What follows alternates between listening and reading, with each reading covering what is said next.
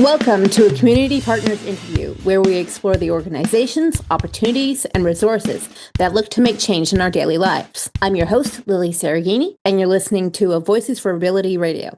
All abilities, all the time. Today, I'm joined by Jim Perkins, the founder and president of Capital City Condors. The Capital City Condors are a family of ice hockey teams for those who are unable to play on any other hockey team due to a cognitive and/or physical disability. Players are ages 6 and up of all ability levels, and are each given a high degree of professional care and attention by the Condors on-ice counselors. Coaches work hard to meet the needs of all players, whether they are learning to skate or ready for more advanced techniques. Some players even receive one-on-one attention throughout each session. A practice consists of on-ice warm-ups and drills, followed by an inter-squad game. Often, they are able to host friendship games with other local hockey teams. And those games are especially fun for everyone. Thank you for joining us today, Jim. Thank you, Lily. It's a pleasure to be here. So, Jim, could you tell us a little bit more about yourself and what inspired you to establish Capital City Condors? Oh, boy. I'm an old guy now, so how much time you got? This probably goes back, I'm sure it's rooted at least somewhat in the fact I grew up in a home where my dad was a paraplegic.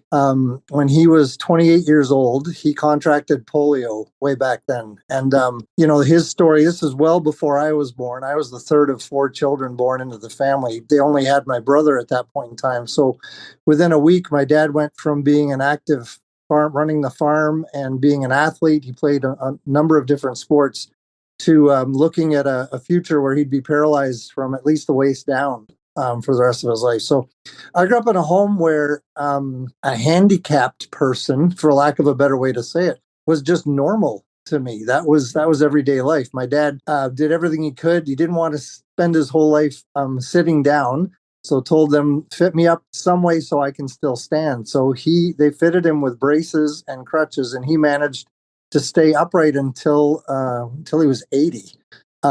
So a pretty inspirational guy. And I'm sure growing up in an environment like that where, I looked at sports, played everything myself as a kid, and I just wish that sports could be modified somehow so that dad could still enjoy some of them somehow. When curling started to become more and more popular, it's like, why couldn't we get a chair out or something and let him still, participate in things like this? So that's probably where this was all rooted.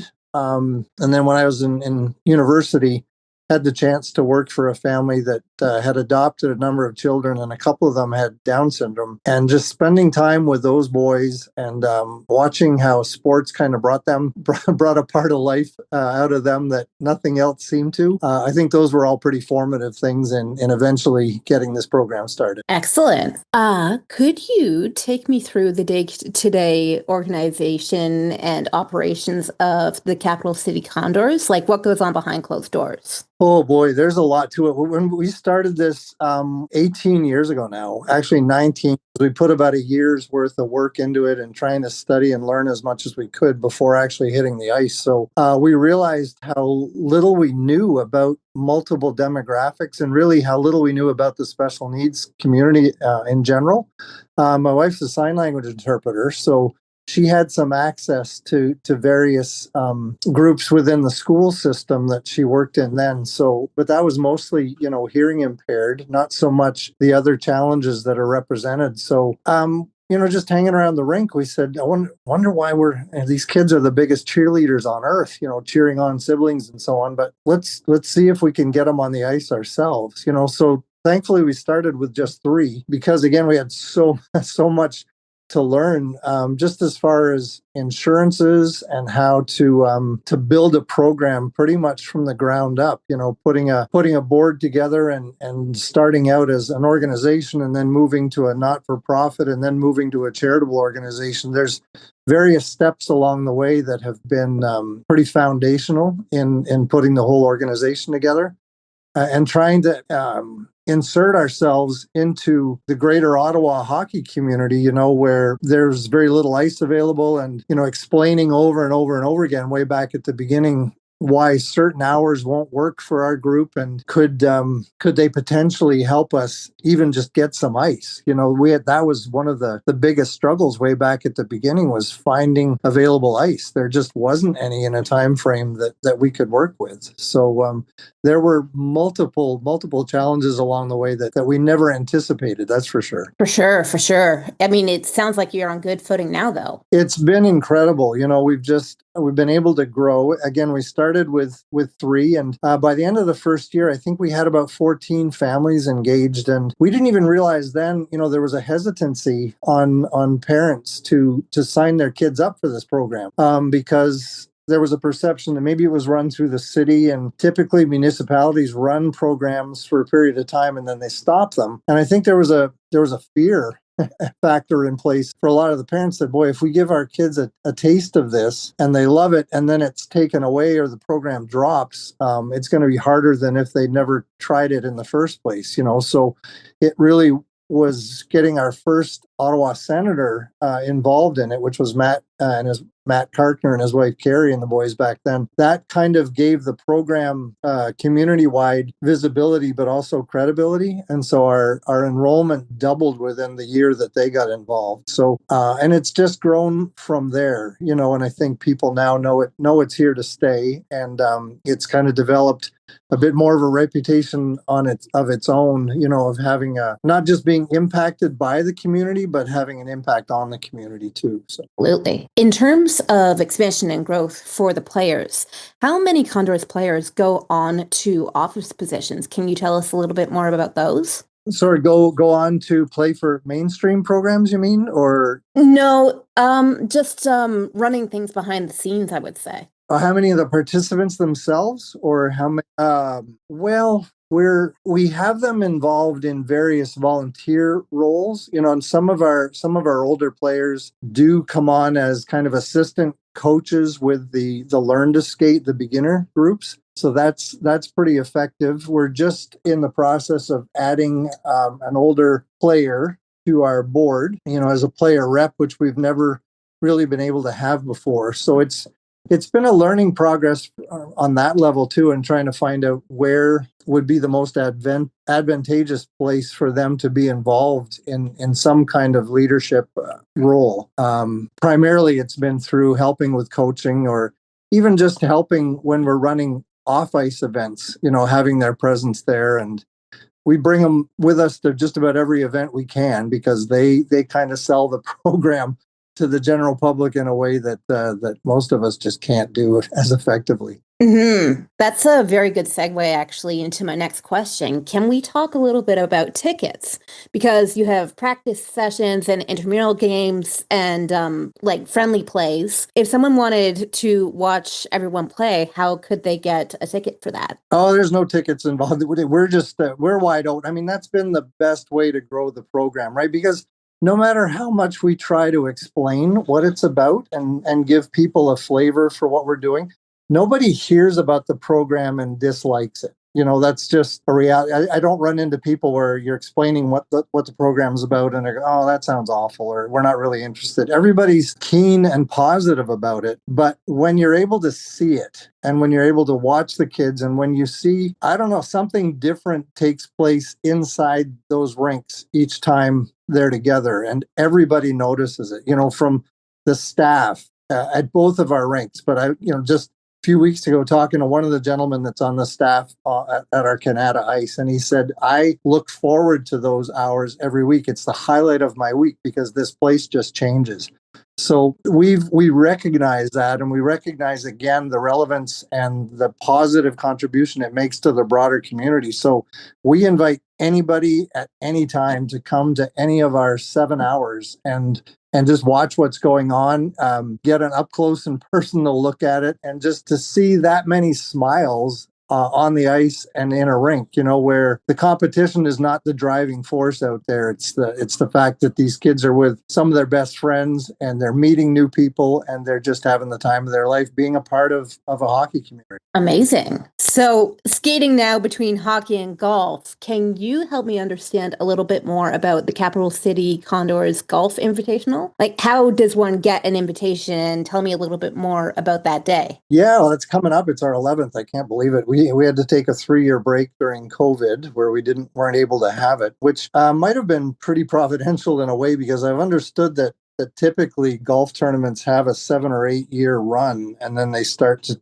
taper off in interest. And we were at year 5, I think, when the pandemic hit, or maybe year 7. But it's come back with new life. We used to have we called it the Open, an open tournament. And as soon as it got to the point where people were waiting online for the registration to open, and one year, I think the last year we did it that way, we were sold out in 6 minutes with foursomes that were grabbed up. Then during the break, when we were trying to do some reassessments, one of the guys that really helped with the organizational part of this whole thing, a good friend of mine, suggested we go to an invitational format where we invite corporate companies and so on that are nearby to come and to actually pay for a sponsorship and get some visibility themselves. And then the golfers that come from that company or that corporation, they haven't had any out-of-pocket expense because the company has picked up, the fee to register for the tournament. And they're much more likely to spend, money on the extra fun stuff that's happening on the courses and the 50-50 and things like that. So we've been able to sell it out each year that way as well. We're actually cramming right now because of course, last minute we have people that want to get in on it, and we're just out of room. So it's been a pretty amazing process. I'm a terrible golfer. I enjoy it as long as everybody I'm golfing with doesn't mind having a terrible golfer with them. But I didn't know a lot about golf tournaments, but it's been amazing to watch this develop. And our golf committee, they've been working on it, this year's tournament, since the week after last year's tournament ended. So a year's worth of really hard work goes into this to make it the success that it is. That's really impressive. I mean, it definitely takes a lot of effort to organize something that big. Yeah, and to have, it's a different kind of tournament. That's the thing that I hear from golfers, that it's their favorite day on the course of the year because they come in and we'll have 55 to 75. I think the latest numbers, we have 127 volunteers helping out that day. So as golfers come in to register, they're greeted by the Condors players in their red jerseys and so on, and by parents. And there's kids around. There's a book where they're collecting our players' autographs. So the whole day kind of makes our kids feel like superstars too, right? And it's just, there's a lot of interaction. There's now the famous Condors Tunnel, we call it, where when the horn goes off and all the carts leave to head to their holes because it's a scramble start, the Condors players are making this tunnel down the pathway. And I've actually seen drivers fall out of their golf cart trying to high five as many kids as they can. So just that starts the day off with such an incredible batch of smiley faces, and it just carries through the remainder of the day. It's just an incredible day to be around. We had a guy last year come to do some filming of it, and at the end of the day, he said, "I can't believe how neat an experience this has been." So it's a pretty special time. Absolutely. Now, when it comes to assigning supports and resources, the process is different for every event and for every person. How does your company stay up to date to ensure best practices for players and for your volunteers? Well, we put a lot of time into that. And the way we've developed the board, too, I think you've already had a chance to interview Courtney, and her own story is just tremendous. We met her when she was 15, and she started out volunteering, and just everybody, parents, kids, everybody kind of fell in love with her, and she dove into the program. And even while she was away down in Brockville going to nursing school, she would come back every weekend to make sure she was still on the ice with the kids. And she's been able to move, even though she's an ER nurse here in Ottawa, we've moved her from volunteer to East End head coach to now the director of coaching. And she's really tapping into these best policies practices as well, as far as furthering, there's a lot of investment we need to make in our volunteers because they need to have enough information about the players without disclosing too much information. If you can understand what what I mean by that. And, there's certain things that we have to do that are different from other programs. We require a parent or a guardian to stay in the building all the time. So it's not a drop off program where they leave and come back, because there may be something come up that we're going to need their help with, right on the spot. So we've had to develop that. As far as the on ice product, we're constantly researching, and the reality is we're coming up with new paradigms that other programs really haven't had to deal with in the same way, right? Like, for example, there's just maybe a silly example, but it's a requirement for male hockey players under 18 to wear a mouth guard inside their cage. Well, we have to get a variance on that. Female players don't, but male players do. We have to do some research on that and get a variance on it, because if you have a child, particularly a young person with Down syndrome, their breathing capacity is limited, to start with. So you add a mouthpiece to that, and you've got a potentially difficult situation. So many things like that we have to stay on top of and make sure there's a broader understanding by those that are working with us within the program. But also we have a couple lawyers on our board, which is a very strategic move too. And they're able to keep us very up to date with policies, updating policies all the time, making sure we're staying true to our mandate and following best practices in everything we do. For sure, for sure. Now, you had mentioned the need for at least partial confidentiality. So my next question, I really like this one.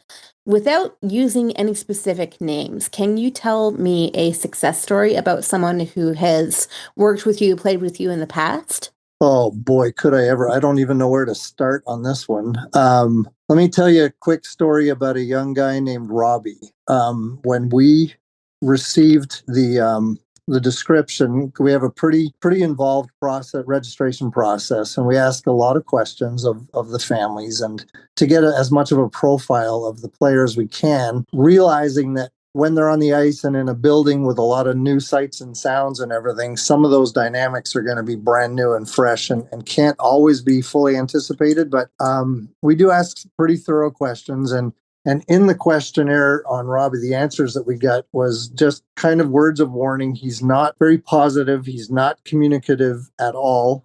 So you're not going to be able to have much verbal communication with him. He's not agreeable to things. Eye contact's going to be very difficult. Just a number of things. But the biggest thing at the bottom was don't touch him. Does not want to be which, if you've ever coached or anything like that before, you're always patting a player on the back or, tapping them on the helmet or some way of letting them know they're doing well. There's usually an encouragement in that way that involves a pat on the shoulder or something. So we have to let everybody know, these are the particulars about this player. Then we watched this young guy come in, and he fit the bill pretty. He didn't want to do, the drills. He didn't want to do these things, didn't want to talk to us, didn't want to look at us. But over the course of even that first half of the year, by Christmas time, he was coming in and saying hi, and then we would catch him looking at us. And then, it just kept progressing. And at the end of the second season, we went away to a little mini tournament. First time we'd ever done this. And after the last game of the tournament, I went in the locker room. This was the end of the season for us. So, they were going to have the summer off. And I went in and just gave them a little, pep talk about how proud we were of them and how much they'd accomplished and grown over the course of the year. And as I turned to leave the room, I was tapped on my shoulder, and I turned around, and this young guy's standing there, and he puts his gloves down on the floor, and he says, "Coach, this was the best day of my life," and he gives me a hug. And his dad's behind him, and his dad's a military guy, and he's bawling, and this guy's giving me, do I hug him back? I'm not sure what to do right in this moment, right? So gave him a hug back, and then how do you even quantify that big a difference, right? Just by finding a place where this young guy belongs and feels good about himself and is developing and then I hear stories about how they're able to go out to a restaurant. They hadn't been to a restaurant for years because he couldn't handle that social dynamic, and now the family's able to go out to a restaurant again. Little things that most families take for granted, that we wouldn't even cross our minds necessarily that there are families right around us where that's not an option because their kids just can't handle it, and jumping way down the road now, this young guy who, the prognosis for him, I saw it printed of what the doctors had told the family to prepare for. He's just shattered them. He would never get out of grade school. He's now completed college in an engineering type program. So that's, I don't know if you can, we have so many stories like that. I don't even know how to limit it to just that one. But yeah, success is defined in so many different ways. We see it in stories like this. We see it where just a young person who's not communicating that well starts to communicate. I had a mom come up to me at the banquet and say, again, her child really has difficulty communicating. And I didn't know this, but she said our child could not give or receive anything. If they had something, they wouldn't give it to you. And if you wanted to give them something, they wouldn't receive it. And so there was this block. But because we're practicing passing a puck back and forth, it dawned on this young person the whole concept of giving and receiving. And that child had walked up to that parent the week before and gave them something that was going to be a Christmas gift. And so the parent was just beside themselves that this is the first Christmas we're ever going to be able to give this child something where they'll receive it. You can't anticipate stories like this, but these are the things that we're blessed to hear and be able to witness that really enrich our lives too. Wow. So just to end things off here, because we are coming up a bit on time. Yeah, sorry, I talk too much. No, it's brilliant. These stories are amazing. I love it. So I have a two-pronged question here for you. I wanted to know what events are going on that people need to be aware of, and if people want to get involved with events or as participants or as volunteers, how can they get a hold of you? Yeah, the summer we kind of lighten up a little bit, just mostly to give the volunteers a break. As I mentioned, we utilize about 80 plus volunteers on a weekly basis to keep the program going. So we recognize it's important to give them a break too. So typically our summers are a little lighter. We run ball hockey every Tuesday night, just for an hour, so anybody can come by Jack Sharon and enjoy that, seeing it, or potentially even jumping out there and playing. We're participating in the Dragon Boat Festival, so we have a couple boats ready to go in that. That's kind of a highlight in the month of June. Ball hockey goes through June and July. We do try to give August as a month off because we're all ramping back up through the month of September, getting everything ready, getting all the new uniforms and everything personalized and that kind of thing, so that we're ready to hit the ice in October. We have some pretty incredible stuff planned for season 18 coming up with, I don't want to give it away because I haven't told the families yet, but some really neat and unique experiences that we haven't done before. Some of it involving some of the local big name teams around here. So we're excited about that. Lots coming up to make season 18. We try to switch it up, because this is a unique program in that we don't have players for 2 years and then they graduate to a different program or different level, right? We have kids that have been playing with us for 15, 16 years. So we're really part of each other's families now. But it's important too that we try to keep the program fresh and offering something new so that things don't get stale. So as far as volunteering, I would direct everybody to our website. We have one of our dads does a phenomenal job of organizing the website, and we have a social media young lady now managing that. So that's capitalcitycondors.org, and all the information on there too. If anyone did want to volunteer, our director of volunteers, her contact information is on there, and we would love to meet anybody that wants to participate in that way. Anybody that wants to support the program, the information for that is available on our website too.